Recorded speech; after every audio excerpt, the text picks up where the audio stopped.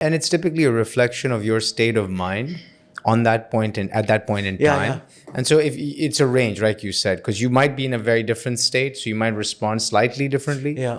So got it. So psychometric you would not do, but then how do you test if someone is a good human being in a limited environment? So it's giving them demo lessons. It's allowing them to interact with the youngsters.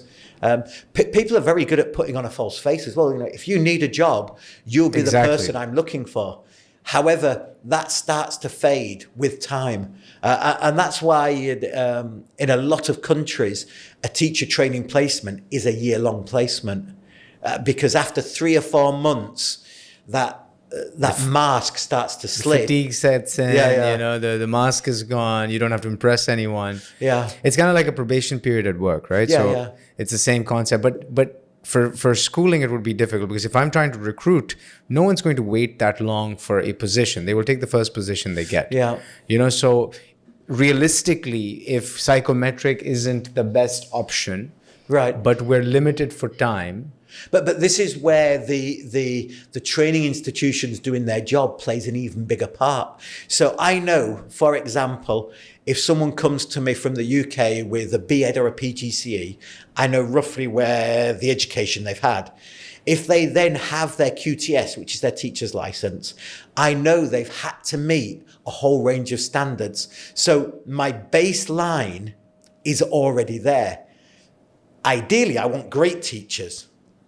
But satisfactory teachers is the gamble, because an alternative to that is I'm just greeted with a pool of 20 candidates and I've somehow got to filter them into the best one. And which is what you're doing today. So which is why I am so respectful of the work that Steda are doing, in that those people are really trying to put a standard and then produce a teacher's license. So at least Steda is the Sind Technical Education or Training and Education Development Authority department. They're responsible for teacher training, BEds, licensing of teacher training. And so you feel that when they do this work that they're doing, that will set a minimum standard for a teacher's quality. That's right. It'll set the bar, at least. You know, we can discuss how they're assessing the teachers. But that gives you more of a qualification on their teaching ability. That the human part is still, but how are they assessing that? But as Steda evolves, so exactly, you're right. So currently, to be a licensed teacher here, you'd go and sit a written exam, knowledge-centric education system. And if you pass that exam, you're a teacher. Where are all the human qualities?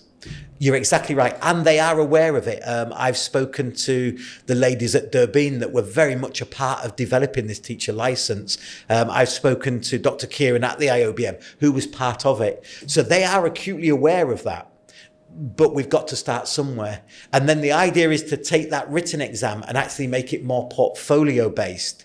So then it's not an exam that gives you a small window on someone's knowledge. Actually, it's going to be a portfolio that gives you a whole vision of what that person is about. Because in that portfolio is the objective, the observations, not by one person, not by a boss, but a number of observations by their peers, by their line managers. And then you start to get a bit better picture of what this teacher is about. So as you're responding, the way it's shaping out, and I'll kind of sort of rehash it, is you identify as someone with the right education, the BEd or whatever. You identify using, let's say, a training institute, a provincial or federal or whatever, someone who's come through that institute with a license, right? So the license demonstrates that they have a baseline ability. You then bring them into a, let's say, whether you do psychometric or not is a choice. If you use psychometric, don't be too fixated on the responses. But if you don't, run them for like a demo day. So a teacher comes in and does a demo day, goes into class, teaches different lectures for the full day, and you just observe the way they handle it. And that should be it. So because time is always critical, that's it. But only at the first point of recruitment. Then we've got the probation period. And during that probation period, there needs to be further training, because these are people that have come out and are qualified teachers, and someone said, yes, you can teach. But as an institution, a school, any school, has the responsibility to develop those teachers.